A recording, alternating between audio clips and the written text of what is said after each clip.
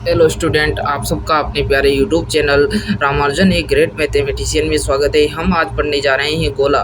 तो क्या होता है गोला? तो गोले की बात करें तो गोला एक 3D ज्यामिति है। एक 3D ज्यामिति है जो हमें वृत्त के केंद्र को स्थिर रखकर त्रिविमीय रूप से त्रिविमीय निर्देशांक तंत्र में घुमाने पर हमें प्राप्त होता है। तो जो वृत्त का केंद्र है वही उसका केंद्र होगा, और जो जिसकी त्रिज्या है वृत्त की वही गोले की त्रिज्या होगी। तो हम गोले की परिभाषा की बात करें तो गोले की परिभाषा निम्न प्रकार से दी जाती है। तो इस प्रकार से देंगे हम गोले की परिभाषा के समष्टि में स्थित एक ऐसा बिंदु जिसकी एक स्थिर बिंदु से दूरी सदैव अचर रहती हो। ये कोई स्थिर बिंदु है, इससे दूरी अगर सदैव अचर रहती हो, ये कोई बिंदु है पी एक्स वाई जेड। यदि इसको हम त्रिविम में घुमाएं तो हमें 3D में एक गोला प्राप्त होता है, जबकि हम इसे 2D में घुमाएं तो हमें एक वृत्त प्राप्त होता है। तो गोले के बारे में हम कुछ महत्वपूर्ण बिंदु की बात कर लेते हैं। गोला एक त्रिविमीय आकृति है जो वृत्त के वृत्त को त्रिविमीय घुमाने पर प्राप्त होती है। अगर हम गोले के पृष्ठीय क्षेत्रफल की बात करें तो वो पाई आर स्क्वायर होता है, और गोले के आयतन की बात करें तो वो 4/3 पाई आर क्यूब होता है, जहाँ आर गोले की त्रिज्या है। अर्धगोले की बात करें तो अर्धगोला वक्र पृष्ठीय क्षेत्रफल जो होता है, वक्र पृष्ठीय क्षेत्रफल मतलब ये ऊपर वाला भाग, इस नीचे के भाग की बात नहीं कर रहे हैं हम। तो वक्र पृष्ठीय जो क्षेत्रफल होता है वो 2 पाई आर स्क्वायर होता है। अर्धगोले का जो संपूर्ण पृष्ठीय क्षेत्रफल होता है 2 पाई आर स्क्वायर। तो इसका और प्लस ये नीचे वाले जो वृत्त बनेगा उससे उसका होगा pi R square equal to 3 pi R square क्षेत्रफल हो जाएगा संपूर्ण पृष्ठीय क्षेत्रफल। अर्धगोले के आयतन की बात करें तो वह इसका आधा होगा। इसका आधा करने पर हमें 2/3 पाई आर क्यूब प्राप्त होता है। गोलीय कोष, तो गोलीय कोष की बात करें तो गोलीय कोष में 2 प्रकार की त्रिज्याएं होती है, R1 व R2। 2 प्रकार की त्रिज्याएं प्राप्त होती है, R1 व R2। तो R1 व R2, तो ये इसका जो आयतन होगा वो 4/3 पाई R1 क्यूब माइनस 4/3 पाई R2 क्यूब, 4/3 पाई R1 cube minus R2 cube होगा। तो R1 यहाँ ग्रेटर देन है R2, क्योंकि R1 जो है वो बार वाले वृत्त की मतलब जो बार वाला पृष्ठीय गोले का उसकी त्रिज्या है, जबकि R2 गोले के अंदर वाले पृष्ठ की त्रिज्या है जो गोल। अब हम बात करते हैं, ये कहीं काम नहीं आता है वैसे, ये इससे निकल जाएगा 4 पाई R1 स्क्वायर माइनस 4 पाई R2 स्क्वायर करने पर हमें 4 पाई R1 square minus R2 square प्राप्त हो जाएगा। हम गोले के समीकरणों की बात करें तो गोले के समीकरण क्या होते हैं। अब ये यहाँ से अपने काम की चीज़ है कि गोले के समीकरण क्या होते हैं। तो गोले के समीकरण हम देखते हैं कि यदि किसी गोले का केंद्र ABC हो तथा त्रिज्या R हो तो गोले का समीकरण ये होता है। अब ये कैसे आया? तो यदि ये कोई गोला है, मान लीजिए, क्योंकि ये 3D ज्यामिति हम 2D में दिखा रहे हैं तो वृत्त ही दिखेगा। तो ये इसका ABC केंद्र है और ये कोई बिंदु P x, y, z है। तो हम कहते हैं कि ये त्रिज्या होगी इसकी। तो इस त्रिज्या को कैसे ज्ञात करेंगे हम? तो इस त्रिज्या को ज्ञात करने के लिए हम दूरी सूत्र लगाएंगे। तो दूरी सूत्र क्या होता है?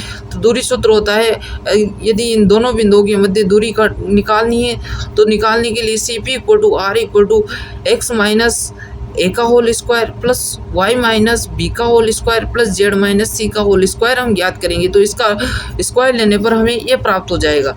तो इसका सूत्र हो जाएगा x माइनस a का whole square plus y minus b का whole square plus z minus c का whole square equal to R square. तो ये हमें केंद्रीय रूप में वृत्त का समीकरण प्राप्त हो गया।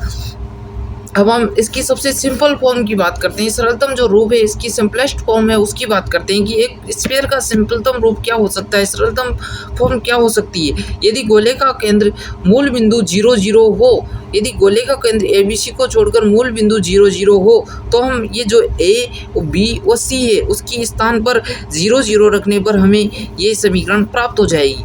अब हम अगली बात करें कि गोले का व्यापक समीकरण। तो व्यापक समीकरण क्या होता है गोले का? तो गोले का व्यापक समीकरण ये होता है। तो ये कैसे आया? अब गोले का व्यापक समीकरण कैसे आता है? तो गोले का व्यापक समीकरण हमें इसी से प्राप्त होता है।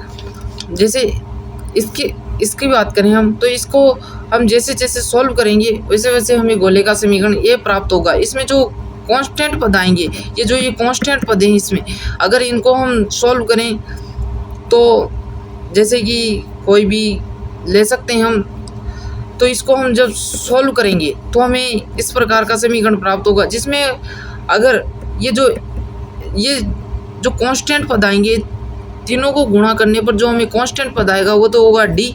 जो x का जो गुणांक आएगा वो होगा 2u होगा, और जो y का गुणांक आएगा वो होगा 2v, और जो z का गुणांक आएगा वो होगा 2w, और x y z x square plus y square plus z square इसका होल स्क्वायर खोलने पर हमें प्राप्त होंगे।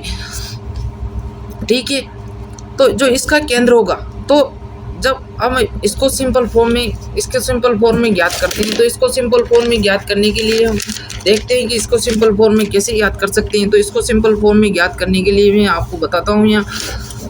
तो सिंपल फॉर्म में निकालने के लिए हम इस समीकरण को x square plus 2vx x square plus 2vx plus y square plus 2u, अच्छा u यहाँ है और v यहाँ है, तो v y plus z square plus 2wz equal to minus d. D को उस साइड ले गए हम, और बाकी को सबको जो जेड के पत्ते वो जेड के पास लिख दिए, जो एक्स के पत्ते वो एक्स इसके पास लिख दिए, और इस प्रकार ये समीकरण प्राप्त होगी। अब हमें इस रूप की समीकरण प्राप्त करनी है, इस रूप में मतलब केंद्रीय रूप में समीकरण प्राप्त करती है। फिर इससे तो हम तुलना करेंगे, तो हम केंद्रीय रूप में समीकरण प्राप्त करने के लिए हम जानते हैं कि यहाँ केंद्रीय रूप में समीकरण के लिए x माइनस ए का होल स्क्वायर, मतलब जो यहाँ पे कोई भी पॉइंट हो उसका होल स्क्वायर बनना चाहिए। तो एक्स स्क्वायर 2ab, तो b ये मान सकते हैं इसको, तो इसको ये मानेंगे, तो यह a तो है हमारे पास, a का स्क्वायर तो है पर b का स्क्वायर नहीं है, इसलिए हम v के स्क्वायर को दोनों तरफ जोड़ देंगे। तो हम इसको जोड़ते हैं u स्क्वायर, और इधर भी जोड़ देते हैं ये u स्क्वायर, तो कोई फर्क नहीं पड़ेगा इक्वेशन पे 4vy, और इसको भी इधर जोड़ देते हैं और इधर भी जोड़ देते हैं। अब इसकी बात करें तो इसको भी वैसे ही dw प्लस ये बात करें w स्क्वायर की, तो इधर भी w स्क्वायर जोड़ देंगे। तो अब इसको क्या लिख सकते हैं, इसको x प्लस यू का whole square plus y plus v का whole square plus z plus w का होल स्क्वायर इक्वल टू क्या लिखेंगे, इक्वल टू लिखेंगे u square plus v square plus w square minus d. ये d है वो minus में था तो डी। अब इसका रूट लगा कि हम इसका स्क्वायर भी कर सकते हैं, इसको इस प्रकार भी लिखा जा सकता है। तो अब इसकी उस समीकरण से तुलना करें तो r का जो केंद्र का मान आएगा, तो इस समीकरण से इसकी तुलना करें तो केंद्र का मान क्या प्राप्त होगा। यहाँ माइनस ए है, तो यहाँ क्या होगा, यहाँ जो केंद्र के निर्देशांक होंगे यहाँ ए बी सी हैं, तो यहाँ क्या होने चाहिए, यहाँ प्लस है बीच में, तो यहाँ u का मान माइनस में होगा केंद्र के लिए, माइनस v होगा माइनस w होगा, ये होंगे केंद्र के निर्देशांक। अगर हम त्रिज्या की बात करें तो त्रिज्या क्या होगी, तो त्रिज्या के लिए हम बात कर लेते हैं, तो ये तो केंद्र के निर्देशांक होंगे, और त्रिज्या की हम बात करें तो त्रिज्या यहाँ क्या है, तो r त्रिज्या है और उसका स्क्वायर है, तो ये तो अंदर वाला भाग तो हो गया r और ये इसका स्क्वायर, तो इसकी जो त्रिज्या हो जाएगी वो हो जाएगी root u square plus v square plus w square minus d. ठीक है, तो ये तो त्रिज्या हो गई। अब हम अगली बात करते हैं, अगली बात अब गोले में 3 कंडीशन प्राप्त होती है हमें। तो गोला 3 कंडीशन है कि गोला वास्तविक हो सकता है, काल्पनिक हो सकता है और एक बिंदु रूप में भी हो सकता है। तो हम वास्तविक कब होगा, जब उसकी त्रिज्या, क्योंकि जो उसकी त्रिज्या हम रोड में देख रहे हैं, तो वास्तविक कब होगा, जब इसका मान, इसमें अंदर पॉजिटिव संख्या है, तो पॉजिटिव जो संख्या आएगी तो पॉजिटिव नंबर कब आएगा, जब ये नेगेटिव पॉइंट इस पॉजिटिव पॉइंट से छोटा होगा, ये नेगेटिव वाला भाग इस पॉजिटिव वाले भाग से छोटा होगा, तब जाके यहाँ पॉजिटिव संख्या आएगी। और उस स्थिति में जब ये ग्रेटर देन है, तो उस स्थिति में जो गोला होगा वो वास्तविक गोला कहलाएगा। वो कौन सा कहलाएगा, वो रियल स्फीयर कहलाएगा, वो वास्तविक गोला कहलाएगा। अगर हम बात करें कि अगर इस नेगेटिव पार्ट का मान पॉजिटिव वाले पार्ट से, इस नेगेटिव पार्ट का मान पॉजिटिव वाले पार्ट से नेगेटिव पार्ट का मान पॉजिटिव वाले पार्ट से बड़ा हो जाए अर्थात ग्रेटर देन हो जाए तो हमें जो प्राप्त होगा वो इमेजिनरी होगा, क्योंकि इसमें जब आर का मान जब नेगेटिव आएगा तो इसमें से आयोटा निकलेगा। और जब हम पढ़ के आए हैं कि आयोटा एक इमेजिनरी नंबर है, तो इमेजिनरी नंबर है, काल्पनिक संख्या है, तो ये जो त्रिज्या होगी वो काल्पनिक होगी, और जब त्रिज्या काल्पनिक होगी तो वो गोला होगा, वो भी एक इमेजिनरी स्फीयर होगा, वो भी एक इमेजिनरी स्फीयर होगा। इसी प्रकार हम बात करें कि यदि त्रिज्या ये जो पॉजिटिव वाला भाग है वो नेगेटिव वाला भाग है वो दोनों बराबर हो जाएं, तो जब वो ये दोनों बराबर हो जाएंगे तो इसका मान आर का जो मान है वो 0 प्राप्त होगा, और 0 प्राप्त होने का हम कहते हैं कि जो बिंदु होता है उसकी त्रिज्या 0 और उस 0 होती है, वो एक पॉइंट होता है, वो एक मान सकते हैं कि वो एक उसका कोई कोमा मान लीजिए आप, एक तरह से बिंदु ही कहते हैं हम उसे। तो इसकी त्रिज्या 0 होती है, मतलब इसकी कोई लंबाई चौड़ाई मोटाई नहीं होती, तो इसकी त्रिज्या 0 होती है, इसलिए हम इसे बिंदु गोला कहते हैं। गोला तो है इसे, क्योंकि इसकी त्रिज्या भी 0 है, आर तो है पर वो कितनी है, वो 0 है, आर का मान 0 है, इसलिए ये गोला तो है पर बिंदु गोला है, क्योंकि हम आर त्रिज्या वाले जो बिंदु होता है उसे बिंदु ही कहते हैं, वो जो गोला होता है उसे बिंदु कहते हैं, इसलिए इसे बिंदु गोला नाम दिया गया। व्यापक समीकरण की जब हम अध्ययन करते हैं तो हमें ये निम्न चीज़ें प्राप्त होती है। तो निम्न चीज़ें प्राप्त होती है कि एक्स वाई जेड का ये जो समीकरण है वो एक्स वाई जेड में द्विघाती समीकरण है। तो एक्स वाई जेड में द्विघाती समीकरण है, एक चीज़ ये प्राप्त होती है। और ये दूसरी चीज़ हम बात करें कि एक्स वाई जेड स्क्वायर के गुणांक जो इस समीकरण में वो x y square z square के गुणांक बराबर होते हैं। जैसे हम एक एग्जाम्पल से बात कर लेते हैं, x square plus y square plus z square minus 2ux 2vy plus 2vy plus 2wz plus d equal to 0, d equal to 1 ले लेते हैं, तो कुछ भी ले सकते हैं यहाँ। तो जो एक्स वाई और जेड के गुणांक है वो हमेशा समान होने चाहिए। समान का मतलब है कि वो ज़्यादातर इकाई होनी चाहिए। अगर हम कोई क्वेश्चन सॉल्व करें, जैसे ये 5x square 5y square minus plus 5z square हमें कोई दे दे तो समान होनी चाहिए।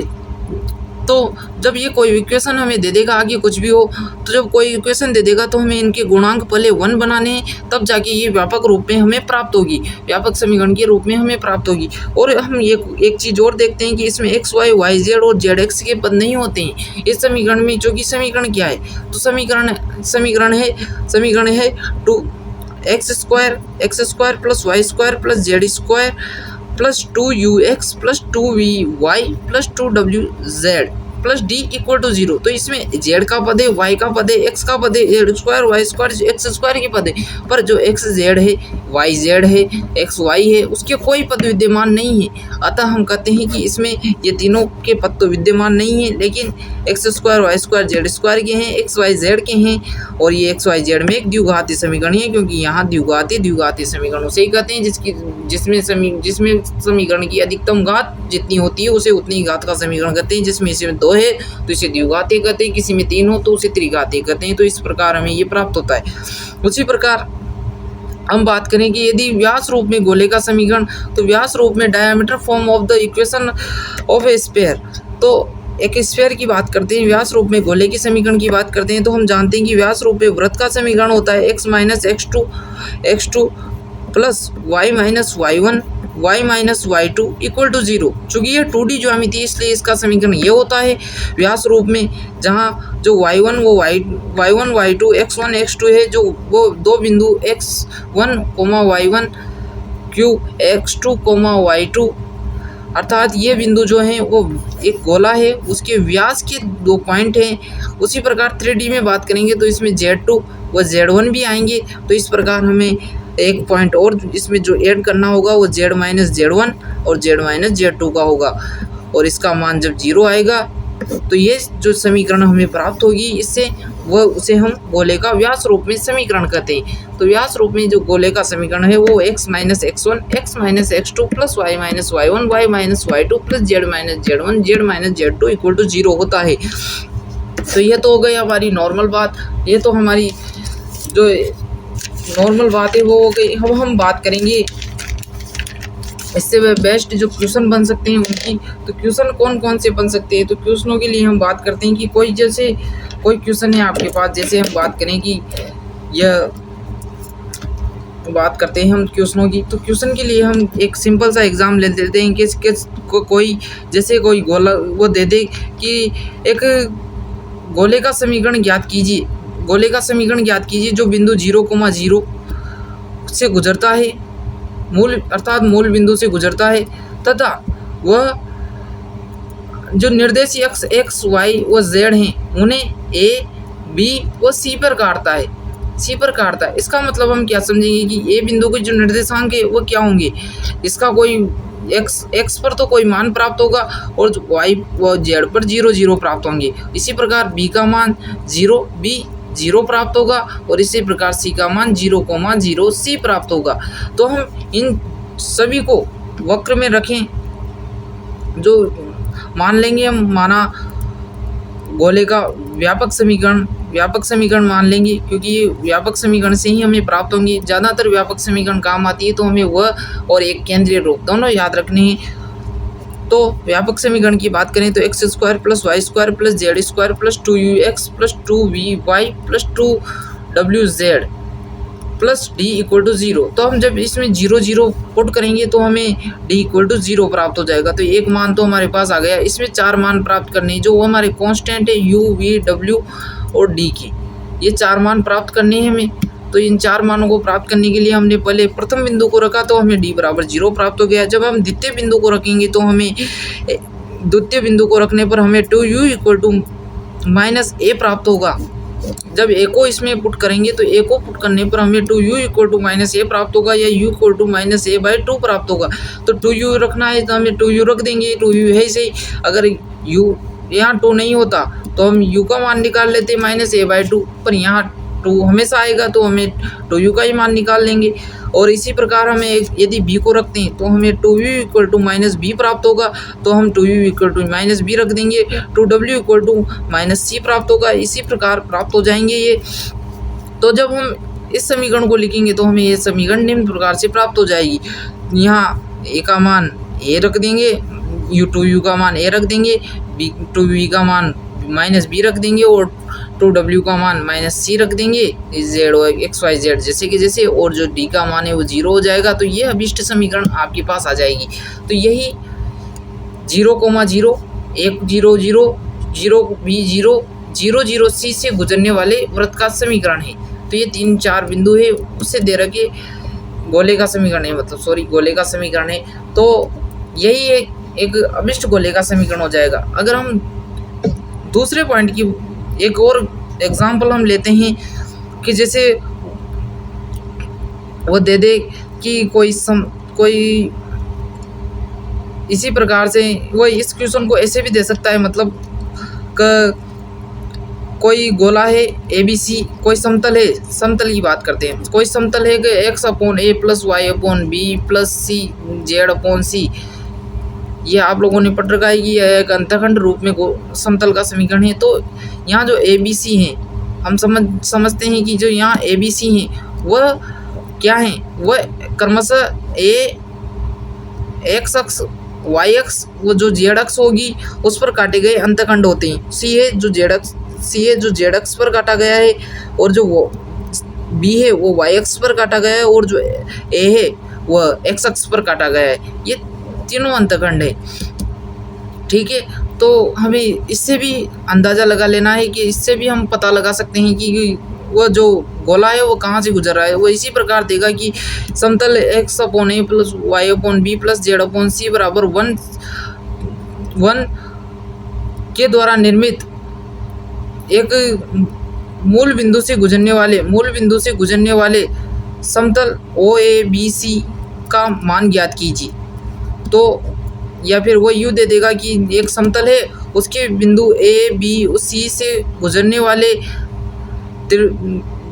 वाले गोले OABC का मान ज्ञात कीजिए। तो O देते ही भी हमें समझ जाना है कि वो क्या है, वो मूल बिंदु है। वो अगर मूल बिंदु लिख कर न दे और O दे दे तो हमें भी ये भी समझ जाना है कि वो मूल बिंदु है। तो उसका सॉल्यूशन सेम इसी प्रकार होगा, ये जो हमने उपरोक्त किया है। अतः अब हम यहीं समाप्त